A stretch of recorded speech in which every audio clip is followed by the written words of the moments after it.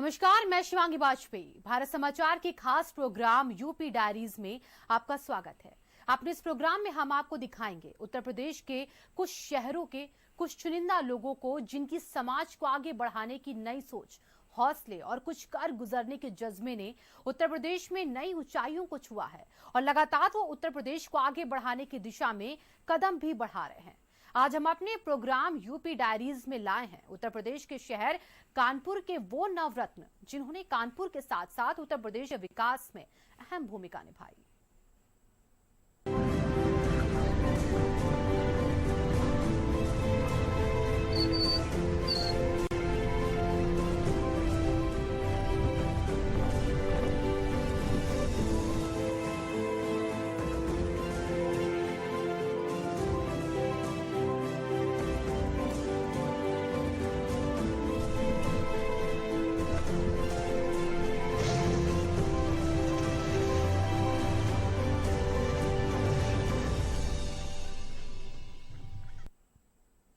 शिक्षा एक ऐसा क्षेत्र है जो हर क्षेत्र की नींव रखता है। एक पढ़ा हुआ शख्स अपने साथ कम से कम 4 लोगों की जिंदगी बदलता है। आज हम लोग ऐसे लोगों से मिलेंगे जो बहुप्रतिभावान हैं और ऐसी शख्सियत है उनकी जिससे हर एक की जिंदगी संवारने का उन्होंने बीड़ा उठा लिया है। ये शख्सियत श्री देवांग राज तयाल की है जो सेठ एमआर जयपुरिया स्कूल के वाइस चेयरमैन भी हैं और इन्हीं से हम ये जानेंगे कि किस तरीके से वो शिक्षा के क्षेत्र में नए आयाम स्थापित कर रहे हैं। हम लोगों ने कानपुर में शिक्षा के क्षेत्र में आज से 12 साल पहले कदम रखा था। हम लोगों ने एसएसए इंस्टीट्यूट ऑफ इंजीनियरिंग और एसएसए इंस्टीट्यूट ऑफ मैनेजमेंट के नाम से दो बहुत अच्छे और बहुत ही प्रसिद्ध 60 एकड़ में फैले कैंपस में नारामो कानपुर में हमने कैंपस शुरू किया था इंजीनियरिंग और मैनेजमेंट का, और बीएड की हमने कोर्स की हमने शुरुआत की थी वहाँ पे। इसके बाद हम लोग को लगा कि शिक्षा के क्षेत्र में सीबीएसई स्कूल्स की यहाँ पे अभी थोड़ी और जगह है और स्पेशली आउटर बेल्ट कानपुर में अभी अच्छे स्कूल्स की थोड़ी सी कमी है। इसलिए हम लोगों ने सेठ एमआर जयपुरिया स्कूल जो कि पिछले 100 साल से एजुकेशन में सर्वप्रथम है, उत्तर भारत का सबसे अच्छा स्कूल ग्रुप चेन माना जाता है, जिसका प्रथम जो कॉलेज था कोलकाता में उसको हमारे जवाहर पंडितलाल नेहरू जी ने इनॉग्रेशन किया था। तो ऐसा इतिहास है सेठ एमआर जयपुरिया स्कूल का। इनके आज तक लगभग 35-36 स्कूल्स चल रहे हैं। सेठ एमआर जयपुरिया स्कूल का ही एक कानपुर में सेठ आनंदराम जयपुरिया स्कूल के नाम से एक स्कूल है जो कि यहाँ का सबसे प्रसिद्ध सबसे सर्वश्रेष्ठ स्कूल है। इसीलिए हम कानपुर देहात में हम लोगों ने पिछले अगले 3 सालों में 5 स्कूल खोलने का हम लोग ने अनुबंध किया है, जिसके अंतर्गत हमारा पहला स्कूल सेठ एमआर जयपुरिया स्कूल नारामो में पहला खुला 2019 में, और इस साल 2020 में हम लोगों ने आज़ाद नगर में एक नया कैंपस खोला है। तो नारामो कैंपस लगभग 30 एकड़ कैंपस में बना हुआ है और वहाँ पे इंडोर स्टेडियम से लेकर तमाम हर एक सुविधा इंटरनेशनल सुविधाओं से सुसज्जित है। हर एक क्लास में स्मार्ट बोर्ड्स हैं। टीचर्स की बहुत रिगरस ट्रेनिंग के बाद टीचर्स हम लोग अपॉइंट करते हैं और बच्चों का सिर्फ टीचिंग में ही नहीं, उनका मोरल, उनका उनमें वैल्यूज़ इम्बेड करने का हम लोग प्रयास कर रहे हैं। सिर्फ 6-7-8 महीने के छोटे से इस समय में नारामो कैंपस में टाइम्स एजुकेशन मैगजीन ने हमको कानपुर में 6ठे नंबर पर हमें जगह दी थी सितंबर 2019 में, तो जो कि बहुत एक अच्छी बात है। हम लोग ने छोटे से समय 8-10 महीने के समय में हमारे बच्चों ने इंटर स्कूल और इंटर डिस्ट्रिक्ट, आपके स्टेट लेवल पे ब्रेन ओ ब्रेन एक होता है, उसमें हम लोग ने प्रथम स्थान प्राप्त किया था। हम लोग ने कबड्डी में द्वितीय स्थान प्राप्त किया। हम लोगों ने स्केटिंग में तृतीय स्थान प्राप्त किया। ऐसे ही ऐसे तमाम चेस हुआ, कबड्डी हुई, क्रिकेट हुआ। हम लोग ने इंटर स्कूल और डिस्ट्रिक्ट टूर्नामेंट्स में हम लोग ने बहुत अच्छा परफॉर्मेंस दिया है। देखिए, बहुत से स्कूलों में जो बच्चों को नहीं मिल रहा है वो हमारे संस्थान में बच्चों को दिया जा रहा है। हम लोग के यहाँ 1:15 का रेशियो में टीचर्स का अनुपात रहता है। इस वक्त हमारे प्रथम वर्ष में 350 बच्चे हैं नारामो कैंपस में, और आज़ाद नगर कैंपस में क्योंकि कोविड की वजह से स्कूल बंद करना पड़ा तो लगभग 200 बच्चे अभी हमारे पास आज़ाद नगर में एडमिशन हो गए हैं, और हमको लगता है अगले 3 सालों में हम लोग का ये स्ट्रेंथ लगभग 2000 बच्चों तक पहुंच जाएगा। देखिए, कोरोना निश्चित तौर पे एक बहुत बड़ा चैलेंज है, लेकिन उससे डर के नहीं रहा जा सकता है। मृत्यु दर या फर्टिलिटी रेट जिसे हम लोग कहते हैं वो लगभग 2 से 2.5% है भारत में। तो प्रसव के दौरान इससे ज़्यादा मृत्यु होती है। हम लोग को सतर्क तो रहना है, लेकिन हम लोग डर के घर में बंद नहीं रह सकते हैं। और सबसे बड़ी बात है, इस वक्त बच्चों को हम लोग भयभीत नहीं रख सकते हैं। बच्चों का हम लोग डेवलपमेंट नहीं रोक सकते हैं। हम लोग को कोई ना कोई ऐसी सिस्टम के साथ, हम लोग ऐसी प्रणाली के साथ आना पड़ेगा कि हम लोग की टीचिंग भी चले, बच्चों का अपना डेवलपमेंट भी हो, पढ़ाई भी चलती रहे और कोरोना से सुरक्षित भी रहे। अब कोरोना से सुरक्षित रहने के तमाम उपाय गवर्नमेंट ने और हमारी सरकार ने हम लोग को सुझाए हैं, जिसको हम लोग पूर्णतः लागू कर रहे हैं। जैसे सैनिटाइजिंग चेंबर हो गया, हर गेट पे सैनिटाइजिंग चेंबर होगा, हर क्लास में सैनिटाइजिंग मशीन्स होंगी। आपके सोशल डिस्टेंसिंग, अभी जो सब बच्चे 2-2 बैठते थे सीटों पर, अब उसके लिए नया फर्नीचर लाकर सबको थोड़ा 3 गज की दूरी पर सबको बिठाया जाएगा। ये सब हम लोग कर रहे हैं। इसी के साथ अभी कोरोना काल में हम लोग की एजुकेशन इफेक्टेड ना हो। बहुत स्कूल्स आपने देखा होगा कि ऑनलाइन पढ़ाई कर रहे हैं, लेकिन सेठ एमआर जयपुरिया ग्रुप में हम लोगों ने अभी और इन्वेस्टमेंट करके क्योंकि हमको लगता है कि अभी कोरोना काल काफ़ी देर तक चलेगा, तो इसके लिए टीचिंग को और थोड़ा इफेक्टिव और थोड़ा सा और मनोरंजन बनाने के लिए हम लोगों ने टाई अप किया है स्टेप अप ऐप से। स्टेप अप ऐप्स का हमारे जो ब्रांड एम्बेसडर हैं वो महानायक श्री अमिताभ बच्चन जी हैं। तो सेठ एमआर जयपुरिया के जितने भी छात्र हैं वो स्टेप अप ऐप पे पढ़ाई कर सकते हैं, जो कि एक इंटरैक्टिव और बहुत ही शानदार मॉड्यूल बनाया गया है। इसी के साथ जो लोग स्पोर्ट्स में करना चाहते हैं, स्पोर्ट्स का हम लोगों ने द ग्रेट स्पोर्ट्स करके एक ऐप है, उसको हम लोगों ने टाइप किया है। तो घर पे रहकर बच्चे स्पोर्ट्स के बारे में क्या क्या जानकारी ले सकते हैं, क्या क्या कर सकते हैं, विस्तार से हर एक माइन्यूटेस्ट ऑफ डिटेल स्पोर्ट्स के बारे में बच्चों को सिखाई और बताई वहाँ पे जा रही है। इसी के साथ म्यूजिक की फील्ड में हम लोग ने शंकर एहसान लॉय के जो एहसान जी हैं उनके द्वारा टॉरेंट्स करके एक ऐप है, हम लोग ने उससे टाई अप किया है, जिसके माध्यम से बच्चे कोई भी इंस्ट्रूमेंट, सिंगिंग हो या डांस हो या इंस्ट्रूमेंट्स हो, तमाम हर इंस्ट्रूमेंट के बारे में बारीकी से ऐप से इंटरेक्शन करके और इस दौरान काफ़ी कुछ सीख सकते हैं। इसी के साथ जो साइंस के स्टूडेंट्स हैं उनके लिए हम लोगों ने एक्सपेरिमेंट्स करने के लिए और तमाम नई चीज़ें इनोवेट करने के लिए हम लोगों ने टाइप किया है टिंकरली से। तो इस दौरान हम लोग को हम लोगों ने कई नई चीज़ें भी लाए हैं। बच्चों के संग माँ बाप को भी हम लोगों ने इन्वॉल्व किया है। भाई जैसे रामायण के दौरान सब लोग पूरा परिवार इकट्ठा होकर देखता है, इसी तरीके से जब कि आजकल स्क्रीन पे या लैपटॉप पे पढ़ाई होती है, पूरा परिवार इकट्ठा होकर आजकल पढ़ाई करता है। मैंने बॉम्बे से मैंने यहाँ पर सेठ आनंद जयपुर से अपनी पढ़ाई खत्म की थी। फिर हमने शिलिंग हाउस में एडमिशन लिया हायर एजुकेशन के लिए, 10वीं 11वीं के लिए। फिर उसके बाद मैं वीरेंद्र ग्रुप में पढ़ाई की। इसके बाद मैं बॉम्बे चला गया अपना फर्दर स्टडीज़ के लिए। बॉम्बे में मैंने एक रेस्टोरेंट खोला, एक मैंने सीमेंट पाइप और पेवर की फैक्ट्री वहाँ पे लगाई। लेकिन मैंने ये देखा कि वहाँ पे एक यंग एंटरप्रेन्योर के लिए सर्वाइव करने में और किसी नई चीज़ को शुरुआत करने में बहुत मेहनत लगती है। तो 3-4 साल वहाँ पे काम करने के बाद क्योंकि यहाँ पर पिताजी का पूरा हमारा परिवार है और पूरा यहाँ पे हम लोग के बिजनेसेस थे, तो जब वापस में आया तो मैंने देखा कानपुर शहर स्पेशली हम जैसे यंग एंटरप्रेन्योर्स को एक असीम संभावनाएं और एक बहुत बड़ा प्लेटफॉर्म देती है। यहाँ पर हर एक वो संसाधन है जिससे एक कोई यंग एंटरप्रेन्योर अपने मन में कोई भी ड्रीम लेकर आया हो तो उसको यहाँ पे पूरा करने के लिए चाहे एडमिनिस्ट्रेशन हो, चाहे यहाँ की सरकार हो, वो पूरा सहयोग करती है। और आप स्काई इज द लिमिट, आप जो चाहिए कानपुर में रहकर आप वो यहाँ पे स्थापित कर सकते हैं। कानपुर में सफलता का श्रेय मैं निश्चित तौर पे यहाँ के एडमिनिस्ट्रेशन को देना चाहूँगा, यहाँ पे ईज ऑफ डूइंग बिजनेस को देना चाहूँगा, अपने परिवार को देना चाहूँगा, यहाँ की बैंकिंग प्रणाली को देना चाहूँगा, यहाँ के इंफ्रास्ट्रक्चर को देना चाहूँगा। यहाँ पे यंग एंटरप्रेन्योर्स के लिए इतनी संभावनाएं हैं जो कि पूरे देश में, बम्बई दिल्ली में नहीं है। देखिए ये निश्चित तौर ये इस कोरोना काल में इसमें कोई डाउट नहीं है कि सभी के बिजनेसेस में, सभी के सर्विस में, सभी के फाइनेंशियल जो फाइनेंस आता था घर में, जो कमाई के जो स्रोत थे, उन सब में कुछ ना कुछ कहीं ना कहीं सबको डेंट लगा है। और इस दौरान मैं ये भी समझता हूँ कि स्कूल की फीस देने में बहुत से पेरेंट्स, बहुत से मिडिल क्लास फैमिलीज को आज दिक्कत होगी। लेकिन ये जो माहौल बन रहा है फीस के कारण, स्कूल वर्सेस पेरेंट्स, ये माहौल मैं सोचता हूँ कि ऐसा नहीं होना चाहिए। जितना कि बच्चे का घर होता है, माँ बाप होते हैं, उसी तरीके से एक दूसरा घर स्कूल भी होता है। हम इस कोरोना काल में फीस से संबंधित किसी भी दिक्कत को लेकर हम लोग बहुत फ्लेक्सिबल हैं, किसी के ऊपर फीस देने का कोई दबाव नहीं है। अगर ये लंबे समय तक चलता है तो निश्चित तौर पे हम लोग आगे कुछ और योजनाएं लाएंगे। हम लोग कहीं ना कहीं प्रैक्टिकलिटी को देखकर, कोरोना काल में फाइनेंस की दिक्कत को देखकर कोई ना कोई सरकार और हम लोग कुछ ना कुछ ऐसी व्यवस्था लाएंगे जिससे पेरेंट्स को बर्डन ना महसूस हो।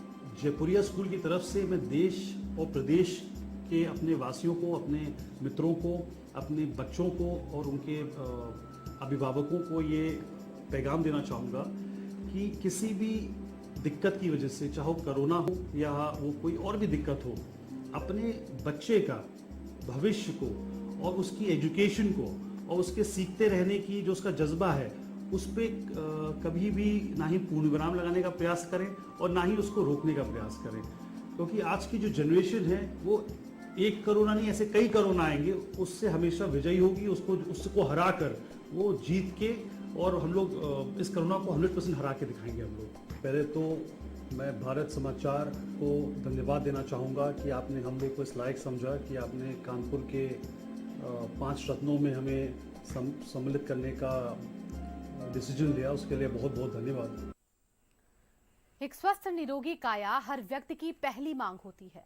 आज हर कोई अपने स्वास्थ्य को लेकर जागरूक है, लेकिन जब बीमारी किसी परिवार को घेरती है तो उस मरीज को स्वस्थ करने में एक अस्पताल, एक कुशल डॉक्टरों की टीम बेहद ही महत्वपूर्ण भूमिका निभाती है। हम बात करेंगे इसी की और दिखाएंगे कि कानपुर में लोगों की जिंदगी बचाने और स्वास्थ्य के क्षेत्र में बेहतरीन भूमिका निभाने वाले अस्पताल अनुराग हेल्थ केयर प्राइवेट लिमिटेड के बारे में क्या कुछ खासियत है उसकी। इसके बारे में जानकारी देंगे डॉक्टर एएस सेंगर जी। मैं doctor as Sengar, MBBS MS मैंने यहीं GSVM मेडिकल कॉलेज कानपुर से किया था। MBBS हमने 1983 में किया था और MS 1993 में पास आउट किया। इसके बाद से हम यहीं पे प्रैक्टिस कर रहे हैं कानपुर में, और 2001 में हमने अनुराग हॉस्पिटल यहाँ पे खोला। जब से यहाँ पे कई तरह के ऑपरेशंस किए जा रहे हैं बहुत ही रियायती दरों पे, और बहुत लोगों को यहाँ से फ़ायदा हुआ और यहीं से लोकप्रियता मिली कि बहुत ही रियायती दरों पे यहाँ पे काम होता है। इसके बाद हमने यहाँ पे अनुराग हेल्थ केयर प्राइवेट लिमिटेड खोला, जिसमें सभी विभाग हैं, medicine, surgery, gynae, ortho, paediatrics, ENT, neuro surgery इत्यादि, और सभी में डॉक्टर्स आ रहे हैं और डिफरेंट टाइप की सर्जरी और ऑपरेशंस किए जा रहे हैं। कोरोना काल में हम लोगों ने काम किया, इमरजेंसी सर्विसेज यहाँ पे दी गई और बहुत ही सावधानी से काम किया गया कि जो कोरोना के संदिग्ध मरीज थे, यानी कि जिनको खांसी बुखार की शिकायत थी या जुकाम, तो ऐसे लोगों को सलाह दी गई कि वो हैलेट के कोविड हॉस्पिटल में जाके अपनी जांच कराएं और वहाँ पे इलाज कराएं। शेष मरीज, क्योंकि बीमारी ये तो पहले से ही है, और बीमारी जैसे कि पेट रोग हो गया, कोई भी बीमारी, और हृदय रोग हो गया, फ्रैक्चर्स हो गए, सारी इमरजेंसीज हो गई, आंत का फट जाना, फंस जाना, केसेस जो आए इमरजेंसी, उनको देखा गया, उनका ट्रीटमेंट दिया गया और पूरी सावधानी से। यहाँ पे जो मरीज आ रहे हैं उसमें भी हम लोग सोशल डिस्टेंसिंग मेंटेन कर रहे हैं, सैनिटाइजर का यूज़ करवा रहे हैं, मास्क का यूज़ करवा रहे हैं, और खुद भी हम लोग सभी लोग मास्क का प्रयोग कर रहे हैं, और सबको सरफेस वगैरह को इन्फेक्ट कर रहे हैं। एम्प्लॉय लगभग यहाँ पे 125 हैं और डॉक्टर्स की हम लोगों की करीब 15 लोगों की टीम है जो यहाँ पे वर्क कर रही है। सभी का श्रेय है इसमें, ईश्वर की कृपा है कि इस तरह से हम लोगों को उन्होंने शक्ति दी कि हम काम कर रहे हैं, और सारे स्टाफ को इसका श्रेय जाता है। नहीं, बेसिकली वो बैठक आज इन्फेक्शन प्रिवेंशन कंट्रोल पे थी, और CMO साहब भी आए थे, तो वो ट्रेनिंग दी गई कि कैसे आप लोग अपने स्टाफ को भी ट्रेन करें, कैसे खुद सुरक्षित रहें और मरीजों को भी सुरक्षित रखें। आगे निर्णय ये भी लिया गया कि आगे हम लोगों को हो सकता है जरूरत पड़े कि प्राइवेट हॉस्पिटल्स को कोविड हॉस्पिटल में कन्वर्ट करना पड़े, वहाँ भी ट्रीटमेंट देने की जरूरत पड़ सकती है, क्योंकि गवर्नमेंट हॉस्पिटल में अब इतने बेड्स नहीं हैं कि सारे पेशेंट जिस तरह से संख्या अब इस समय कुछ पड़ रही है कि उनको ट्रीट किया जा सके। नहीं, जनता का इसमें सहयोग बहुत जरूरी है, क्योंकि आजकल जैसे ही लॉकडाउन ये खोला गया है, बहुत ज़्यादा हर जगह भीड़ दिख रही है, तो इसमें लोग बहुत सावधानी बरतें कि मास्क का प्रयोग करें और जहाँ भीड़ भाड़ है वहाँ पे न जाएं, एक साथ इकट्ठे ना हो। कहीं भी शॉप में जाते हैं तो सामान आराम से लें, जल्दबाजी में ना रहें। अगर भीड़ है थोड़ी देर वेट कर लें, इंतजार करें, लेकिन भीड़ में ना घुसें। तो ये सावधानी, जनता का सहयोग इसमें बहुत जरूरी है, तभी इस पर रोक लग पाएगी। भारत समाचार की ओर से की गई इस मुहिम के लिए हम उनको बहुत बहुत धन्यवाद देते हैं कि वो इस तरह का कार्यक्रम ऑर्गेनाइज कर रहे हैं, जिसमें कि जनता को बहुत सारी जानकारी मिलेगी और उनका इसमें लाभ मिलेगा। उत्तर प्रदेश के छात्र और छात्राओं को नीट और एम्स में सफलता दिलाने के लिए कानपुर की एकमात्र कोचिंग गंगवार कोचिंग इंस्टीट्यूट, जो विगत कई वर्षों से छात्रों के उज्जवल भविष्य बनाने में निरंतर प्रयास कर रही है। आइए जानते हैं कि गंगवार कोचिंग इंस्टीट्यूट के डॉक्टर दिलीप गंगवार जी क्या कुछ कह रहे हैं इस बारे में। आखिर किस तरीके से वो अपने यहाँ पढ़ने वाले छात्रों को सफलता के मुकाम तक पहुंचा रहे हैं। मैं डॉक्टर दिलीप गंगवार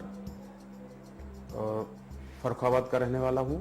गुरुजी के मार्गदर्शन से, माता पिता के आशीर्वाद से, ईश्वर की कृपा से फिर हमें CPMT 96 में मेरा सिलेक्शन हुआ और हमको जो किंग जॉर्ज मेडिकल कॉलेज है वहाँ हमारा एडमिशन हुआ। वहाँ से MBBS पढ़ाई करने के बाद हमने 2001 से कोचिंग पढ़ाना शुरू किया, तो ग्रोथ रेट काफ़ी अच्छा था, तो हमें लगा कि फिर जिस काम में सेटल हो जाओ वही काम अच्छा है। तो 2001 से लेकर अब तक हम लगातार काकादेव कानपुर में अपने ही नाम से डॉक्टर दिलीप गंगवार इंस्टीट्यूट के नाम से कोचिंग चला रहे हैं। हमारे यहाँ फिजिक्स, केमिस्ट्री और बायोलॉजी सभी विषयों में 3-3 टीचर हैं, और जिसमें से 2 टीचर ज़्यादातर क्लास लेते हैं, एक लोग डाउट बताने के लिए रहते हैं। और हम लोग सुबह 8 बजे से लेकर रात 10 बजे तक हमेशा कोचिंग में ही रहते हैं। प्रत्येक सब्जेक्ट में कोई न कोई टीचर और स्टाफ में आदमी मिलता है। पिछली बार का जो हमारे यहाँ का रिजल्ट था बहुत ही ज़्यादा शानदार था। अकेले एम्स में 7 बच्चे सेलेक्ट हुए थे। अब बाई चांस की बात है कि अब एम्स नहीं हुआ करेगा अलग से, लेकिन 7 हुए, जिसमें से हमारे एक स्टूडेंट थे अंकित कुमार, पापा का नाम राम सिंह, उनको तो दिल्ली वाला एम्स मिला है। और करीब 5-6 बच्चे KGMC पहुँचे, किसी को राम मनोहर लोहिया भी मिला। सबसे ज़्यादा बच्चे तो सैफई में पहुँचे, कन्नौज में भी हैं। तो ठीक ठाक रहता है, मतलब कानपुर के हिसाब से यहाँ का रिजल्ट अभी कह सकते हैं कि अच्छा रहता है। हमारे स्टूडेंट थे मिस्टर अलाउद्दीन, उन्होंने अभी वर्ल्ड रिकॉर्ड भी बनाया 27 घंटे नॉन स्टॉप पढ़ाने का। सफलता का श्रेय एक्चुअली जब कोई वृक्ष बड़ा होता है तो हवा, पानी, धूप सभी का रोल होता है, लेकिन सबसे बड़ा रोल तो किसान का ही होता है कि उसने बीज को डाला कहाँ पे है। तो वैसे ही हम सफल हुए, या आपको लगता है हम सफल हुए, तो भाई बहन, माँ बाप, गुरुजन, ईश्वर की कृपा सभी का रहा। मगर इन सब में 2 प्राणियों को सबसे ज़्यादा रहा। मेरी माता जी का, वो बड़ी जिद्दीन टाइप की थी। मन में था कि कलेक्टर बना के छोड़ेंगे, बाई चांस डॉक्टर तो बना ही दिया। और दूसरा हमारे बड़े भाई का बहुत ज़्यादा रोल रहा। पढ़ने जाते थे तो साइकिल भी हमारे बड़े भैया ही साथ करते थे। लॉकडाउन में थोड़ा परमिशन ख़त्म हुआ, थोड़ी सी परमिशन मिली, ऑफिस खोल सकते हो, तो उससे हम लोगों ने क्या किया, ऑनलाइन की तरफ आ गए। ये एक अच्छा प्लेटफॉर्म है अपने आप को विस्तारित करने का। तो आज जब से YouTube पे कुछ वीडियो डाले, ऑनलाइन पढ़ाना शुरू किया, तो हम बताएं कि मध्य प्रदेश से भी बच्चे जुड़े हैं, तेलंगाना से बच्चे जुड़े, चेन्नई से जुड़े, और अहमदाबाद का बच्चा वसीम जुड़ा है। तो ये लगने लगा कि हाँ, काकादेव से हमारा काफ़ी विस्तार हो गया। ये तो लॉकडाउन का फ़ायदा हुआ कि अपने आप को और बड़ा कर लिया। अब इंडिया लेवल पे बात कर सकते हैं पढ़ाने के लिए। लेकिन जो अब कोरोना के बाद की स्थिति में जो कष्ट आने वाला है, वो ये है कि अभी भी गार्जियन को बहुत दहशत है, और लगभग यहाँ छात्र जो फंसे हुए थे, तो कुछ लोगों ने फ्रंट पे आके, कुछ लोगों ने पर्दे के पीछे रह के सारे बच्चों को उनके घर पहुंचवाया, बसों की व्यवस्थाएं करवाई प्रशासन ने की। लेकिन हम लोग का था कि लिस्ट दी गई कि अपने बच्चे जो हैं वहाँ बस स्टैंड तक पहुँचाएँ। ज़रूरत पड़ी थी, सब लोगों ने मिलजुल के खाना भी बच्चों को वितरित किया। लेकिन अब जो स्थिति आ रही, वो थोड़ी सी खराब ये हो रही है कि सेटअप जिसका जितना बड़ा है, आर्थिक रूप से उसके ऊपर लोड बहुत ज़्यादा है। स्टाफ को उसकी नज़रें देख के ख़राब लगता है कि अब किसको हटा भी नहीं सकते ऐसी परिस्थितियों में जो बरसों से साथ ही रहा हो। मेडिकल साइंस में हम लोग के यहाँ तो एक बड़ी अच्छी कोटेशन चलती थी कि prevention is better than cure. आप बीमार हो, आपका स्वास्थ्य भी डाउन हो और आर्थिक रूप से संकट में जाएं, इससे पहले कि रोकथाम करना बहुत ज़रूरी है। तो रोकथाम के उपाय लगभग सभी लोगों को पता ही हैं कि फिजिकल डिस्टेंसिंग रखें, मास्क लगाएं, है ना, बार बार साबुन से हाथ धुलें और घर पे अपने जितना संभव हो उतना काम करें। हाँ, कहीं अगर परचेजिंग जाना भी पड़ता है तो भी थोड़ा सा 2 गज की दूरी का, जो जैसा कि हमारे मोदी जी, प्रधानमंत्री जी कहते हैं, उसका ख्याल रखें, क्योंकि है तो एक फ्लू टाइप का ही, लेकिन बस यह है कि उसकी थोड़ा स्प्रेडिंग रेट ज़्यादा है, तो इसलिए थोड़ा सतर्क रहना पड़ेगा। और मैं भारत समाचार चैनल को, उनकी पूरी टीम को, मिस्टर ब्रजेश जी को बहुत ही उनका हम सम्मान व्यक्त करते हैं, आभार व्यक्त करते हैं कि उन्होंने कानपुर के लिए, कानपुर के लोगों के लिए इस तरह की मुहिम चलाई जिससे उनकी बातें अब प्रदेश के हर कोने में पहुंचे। धन्यवाद। किसी भी राज्य और शहर का विकास वहां की आर्थिक गतिविधियों पर निर्भर करता है। रचित iron and steel private limited, जो कानपुर शहर और उत्तर प्रदेश के आर्थिक विकास में अहम योगदान निभा रहा है, साथ ही लोगों को रोजगार भी दे रहा है। रचित iron and steel private limited के मैनेजिंग डायरेक्टर प्रदीप केडिया जी से जानेंगे कि वो कानपुर को किस तरीके से आर्थिक गति प्रदान कर रहे हैं। मेरा नाम प्रदीप केडिया है और मैं राजस्थान से बिलोंग करता हूँ। प्रॉपर झुंझुनू डिस्ट्रिक्ट है। 97 में यहाँ कानपुर आया था। आने के बाद यहाँ पे आयरन और स्टील का व्यापार शुरू किया था। तब से वही व्यापार कर रहे हैं। इस वक्त हम 4 प्रकार के प्रोडक्ट बना रहे हैं। उनमें अलग अलग क्वालिटी है सबकी, थिकनेस के हिसाब से। RBT, barbed wire, GC, colour coated. Main product हमारा कलर कोटेड प्रोफाइल शीट है, जो रचित के नाम से निकलता है। सारे प्रोडक्ट हमारे रचित के नाम से निकलते हैं। बिजनेस इसमें थोड़ा प्रभावित हुआ, लेकिन वर्तमान केंद्र सरकार और प्रदेश सरकार की बहुआकांक्षी योजनाओं के चक्कर में व्यापारियों को बहुत सहयोग मिला और इन योजनाओं से व्यापार धीरे धीरे वापस उत्थान की ओर हो रहा है। जितना नुकसान हुआ उतना रिकवरी अगले 3 से 4 महीने में व्यापार जगत कर लेगा। हम एक रास्ते में जैसे जो पदयात्री आ रहे थे, बाहर से पैदल आ रहे थे, उनको खाना खिलाया गया, कईयों को मास्क बांटे गए, पानी का वितरण किया गया। क्योंकि हमारी यूनिट वहीं हाईवे पे है, रनिया कानपुर देहात में। तो वहीं पे हम लोगों ने काफ़ी जो आ रहे थे हाईवे पे, उनको कई दिनों तक बांटा। इसकी सफलता का सिर्फ मेहनत और स्टाफ की सहयोग और सभी बड़े भाई का मेहनत। कोरोना को लेकर डरने की जरूरत नहीं है। ये एक वैश्विक महामारी है जो समय पे, जैसे शताब्दी के अंत में एक बार आती है, जो 1820 में भी आई थी, 1720 में भी आई थी। लेकिन इसका मुकाबला आप और हम अपने जो कुछ नियम है, कुछ जो ज़्यादा नहीं है, बार बार हाथ साबुन से धोना, सोशल डिस्टेंस का पालन करना और मास्क का उपयोग करना, उससे हम इसका मुकाबला आसानी से कर सकते हैं। जो भी नए प्रोडक्ट, नई यूनिट लग रही है, नए हाईवे लग रहे हैं, तमाम फैक्ट्रियां लग रही है, उनमें हर जगह रचित का मटेरियल आप उपयोग कर सकते हैं। भारत समाचार की इस मुहिम को हम शुक्रिया अदा करते हैं, जो ये ऐसी मुहिम चलाई जिससे कानपुर शहर के सम्मानित, जो जिन्होंने अपनी मेहनत के ऊपर मार्केट में, समाज में जगह बनाई है, उन लोगों को आगे बढ़ाने का एक जरिया बन रहा है। हमारे खास प्रोग्राम यूपी डायरीज में आज के लिए बस इतना ही। हम फिर होंगे हाजिर उत्तर प्रदेश के किसी दूसरे शहरों के कुछ चुनिंदा लोगों के साथ, उस शहर को एक नई पहचान दिलाने में मुख्य भूमिका निभा रहे लोगों के साथ। आप बने रहिए भारत समाचार के साथ।